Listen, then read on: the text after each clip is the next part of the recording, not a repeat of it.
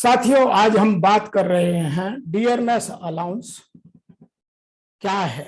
मैं जब भी कभी किसी एजुकेशनल इंस्टीट्यूशंस में या किसी इंडस्ट्री में टॉक के लिए जाता हूं तो यह प्रश्न बहुत बार इंडस्ट्रियल रिलेशन के इशू में कॉमनली पूछा जाता है। तो आज सबकी जानकारी के लिए, इस पर क्लैरिटी लाने के लिए इस पर एक वीडियो बनाकर आपको समझाने की कोशिश कर रहे हैं।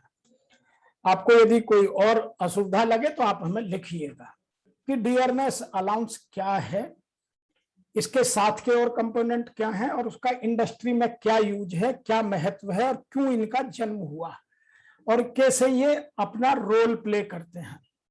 तो ये 5 टर्म हैं जो इंडस्ट्री में बहुत तेजी से, जब हम वेज स्ट्रक्चर बनाते हैं या एनुअल इंक्रीमेंट का पे स्ट्रक्चर डिजाइन करते हैं या किसी नए ग्रेड की सैलरी करते हैं, जब ट्रेड यूनियंस के साथ लॉन्ग टर्म सेटलमेंट या अवार्ड पर चर्चा करते हैं या अपने किसी नए इंडस्ट्रियल एरिया में जाकर नई इंडस्ट्री लगाते हैं, तो ये सब चीजें बहुत तेजी से समझने की और लॉन्ग टर्म रिलेशनशिप डेवलप करने के लिए आवश्यक है।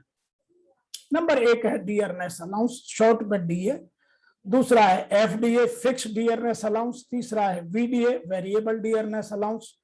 चौथा है आईडीए, इंडस्ट्रियल डियरनेस अलाउंस। और 5वां है सीपीआई, कंज्यूमर प्राइस इंडेक्स। एक एक करके समझते हैं कि ये होता क्या है। डीए क्या होता है, इसका जन्म कैसे हुआ। डियरनेस का जन्म भारत में 1919 में सबसे पहले हुआ। जो गवर्नमेंट एम्प्लॉयज हुआ करते थे, उनका जो कॉस्ट ऑफ लिविंग था उसको एडजस्ट करने के लिए इंग्लिश गवर्नमेंट अपने एम्प्लॉयज के लिए ये सब सिस्टम लागू करती थी। धीरे धीरे जैसे जैसे इंडस्ट्रियलाइजेशन बढ़ा और आजादी के बाद हमने जब इन सब चीजों पर इनेक्टमेंट किया तो इन चीजों को सबको हमने एक जगह सूचीबद्ध कर दिया और सबके ऊपर एक्ट बना दिए, अधिनियम बना दिए। तो जब भी हम कोई मिनिमम वेज की बात करते हैं या लिविंग वेज की बात करते हैं या फेयर वेज की बात करते हैं, तो डियरनेस अलाउंस या कॉस्ट ऑफ लिविंग एडजस्टमेंट बहुत बड़ा इशू होता है जिसको समझना बहुत ज्यादा है। तो डियरनेस अलाउंस हमारा कॉस्ट ऑफ लिविंग का एडजस्टमेंट है।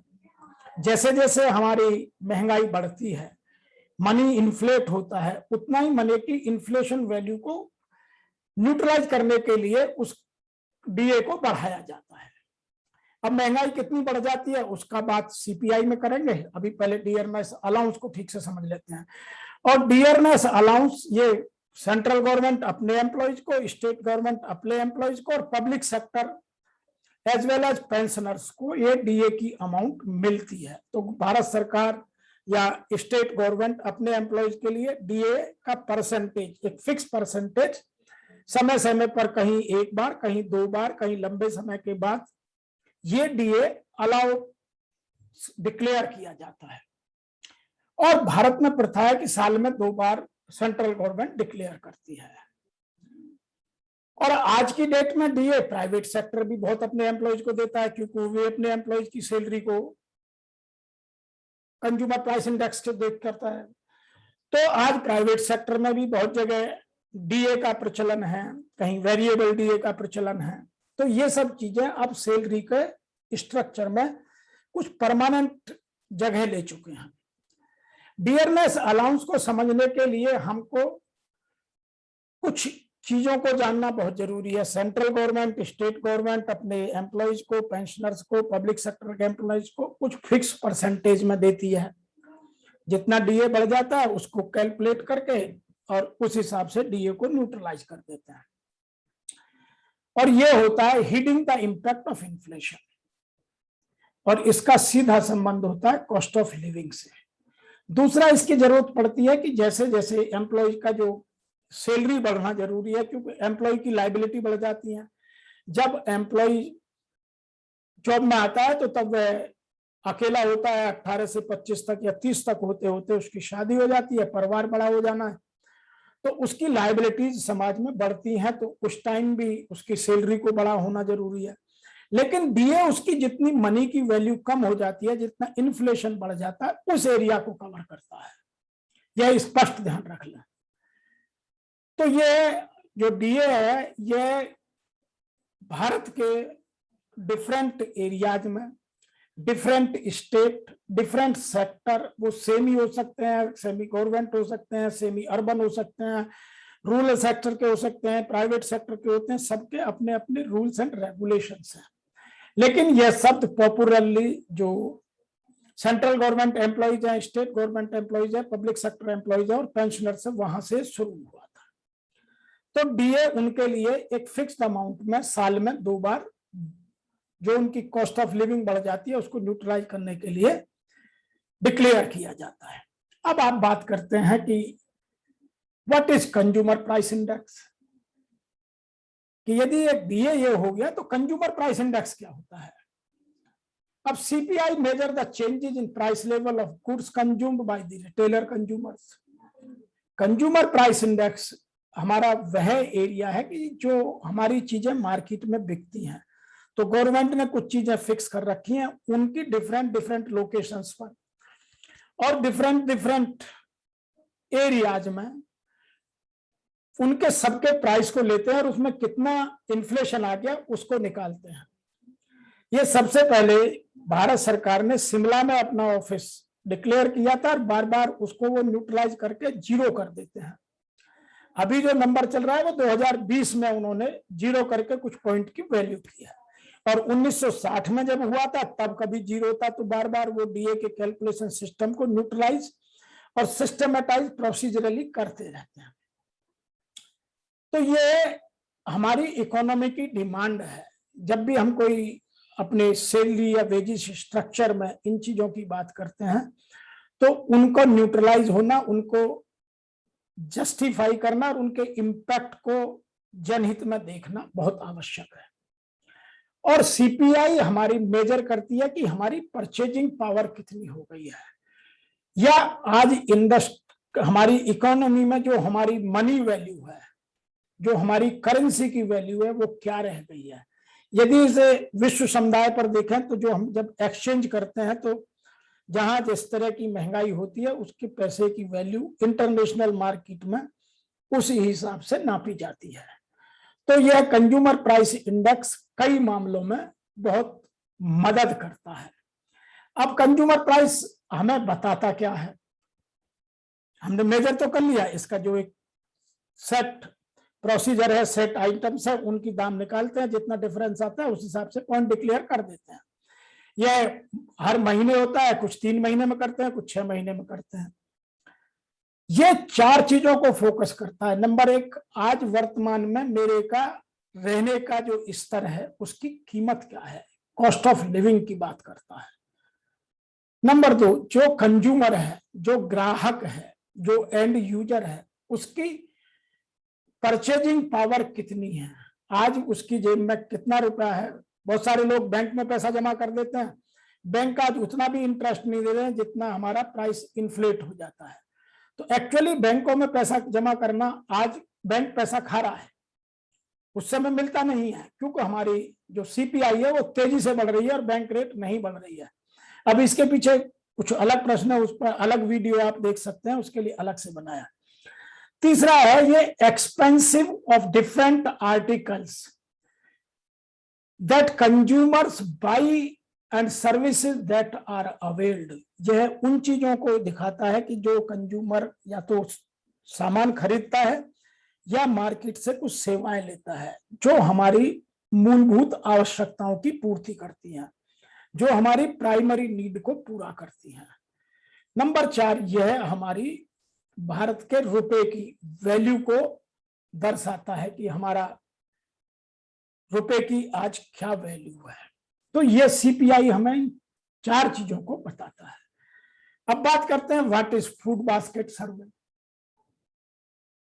जो आज इंडस्ट्री है वो अपने एम्प्लॉइज को मिनिमम वेज तय करने में या लिविंग वेज तय करने में या फेयर वेज तय करने में अपने जिस लोकेलिटी पर है, एक ऑर्गेनाइजेशन जिसका कॉर्पोरेट मुंबई में या दिल्ली में है, लेकिन उसकी मैन्युफैक्चरिंग लोकेशंस कुछ एक यूपी में है, एक मध्य प्रदेश में है, एक कर्नाटक में है, एक गुजरात में है, एक कलकत्ता में है, और एक राजस्थान में, तो सब स्टेट में कॉस्ट ऑफ लिविंग अलग अलग होगी, सब एरियाज में अलग अलग होगी।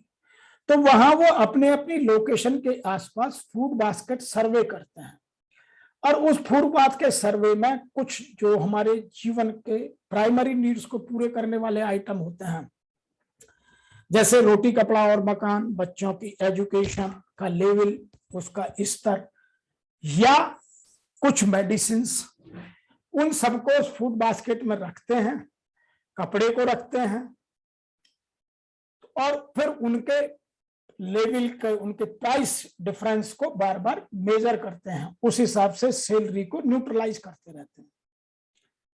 तो ये फूड बास्केट सर्वे हमारे एम्प्लॉयज की जो अफोर्डेबिलिटी है या परचेजिंग पावर है, उन दोनों चीजों को बताता है। अफोर्डेबिलिटी ऑफ हेल्दी ईट, वो खा सकता है नहीं खा सकता है। दूसरा, उसकी जो कॉस्ट ऑफ लिविंग है, वो कंफर्टेबली अपने परिवार को पाल सकता है नहीं पाल सकता है, उस हिसाब से फूड बास्केट सर्वे होता है। और फूड बास्केट सर्वे करने का एक प्रोसीजर है, बहुत सारी ऑर्गेनाइजेशंस करती है, मेरी खुद की ऑर्गेनाइजेशन करती है। आपको यदि आवश्यकता है तो अपने एरिया में अपनी किसी यूनिट के लिए आप कर सकते हैं। तो ये अच्छे जो प्रोग्रेसिव एम्प्लॉयर्स हैं, ये अपनी एम्प्लॉय के लिए या तो लॉन्ग टर्म सेटलमेंट से पहले या हर 1 साल या 2 साल में ये फूड बास्केट सर्वे करते रहते हैं। ये भी हमारे सीपीआई को जानने समझने का एक महत्वपूर्ण टूल है। तो आज हमने इन 4 बातों पर बातें करी, फिर हम बात करेंगे कि ये जो हमारा फिक्स्ड अलाउंस है ये क्या होता है। फिक्स्ड अलाउंस से हमारा जो डीए में जब हम डिसाइड करते हैं लॉन्ग टर्म सेटलमेंट में प्राइवेट सेक्टर ऑर्गेनाइजेशन में, तो कुछ डीए को हम फिक्स कर देते हैं। डीए कम हो या ज्यादा, इससे ना बढ़ेगा ना इससे कम नहीं होगा, that is called fixed DA. और यदि महंगाई इससे ऊपर जाती है तो उसके कुछ पर पॉइंट इसकी कॉस्ट तय कर देते हैं। 1960 में ये बहुत छोटी कॉस्ट थी, आज 4 रुपए कहीं 10 रुपए पर पॉइंट तक है। दूसरा है वेरिएबल डीए। वेरिएबल डीए वो है जो इसके साथ जो जितनी महंगाई बढ़ती है उस हिसाब से वो बढ़ता रहता है, जिस हिसाब से जब भी प्राइस इंडेक्स आता है, कुछ कंपनियां मंथली इसको करती हैं, कुछ कंपनियां क्वार्टरली करती हैं, तो वो डिफरेंस को जोड़ती रहती हैं। तो ये वेरिएबल डीए मूव करता रहता है। तीसरा है एक इंडस्ट्रियल डियरनेस अलाउंस। जब भी वो लॉन्ग टर्म सेटलमेंट करते हैं तो उस टाइम उसको करते हैं, और दूसरे के बीच में कितना गैप आ गया उतनी न्यूट्रलाइज करने के लिए नेगोशिएशन में उस इश्यू को समझते हैं। तो ये चारों जो डीए के पॉइंट हैं, ये बड़े रोल प्ले करते हैं इंडस्ट्री में वेज स्ट्रक्चर को या सैलरी स्ट्रक्चर को डिजाइन करते वक्त। और कंज्यूमर प्राइस इंडेक्स जो भारत सरकार का एक सिस्टम है, वह इसमें बहुत मदद करता है। आज कंज्यूमर प्राइस इंडेक्स बहुत जगह मापा जाता है, और मैंने जैसा बताया कि कुछ प्रोग्रेसिव एम्प्लॉयर्स तो अपने यहाँ फूड बास्केट सर्वे खुद करते हैं, और अपनी फूड बास्केट सर्वे के हिसाब से इस कंज्यूमर प्राइस इंडेक्स को आगे पीछे करते रहते हैं, घटाते बढ़ाते रहते हैं। और आज भारत में कॉस्ट कम तो होती नहीं, हमेशा बढ़ती ही है। तो उससे जो एम्प्लॉय की सैलरी है या वेजेस है वो न्यूट्रलाइज होती है, उस पर जो इन्फ्लेशन का, मुद्रास्फीति का जो प्रभाव है वह नहीं आता है। मैं आशा करता हूं कि आपको ये 5 जो प्रमुख परिभाषाएं हैं, इनका रोल है, समझ में आया होगा। आप मेरे वीडियो को अवश्य पसंद करेंगे, अपने मित्रों को फॉरवर्ड कीजिए, अपनी जानकारी को अपडेट कीजिए, और यदि कहीं आपको लग रहा है कि और क्लैरिटी चाहिए तो हमें लिखिए, हम आपके लिए और वीडियो बनाएंगे, या आप मेरे दिए हुए नंबर पर मुझसे बात भी कर सकते हैं। आपका मेरे इस वीडियो को देखने का बहुत बहुत धन्यवाद।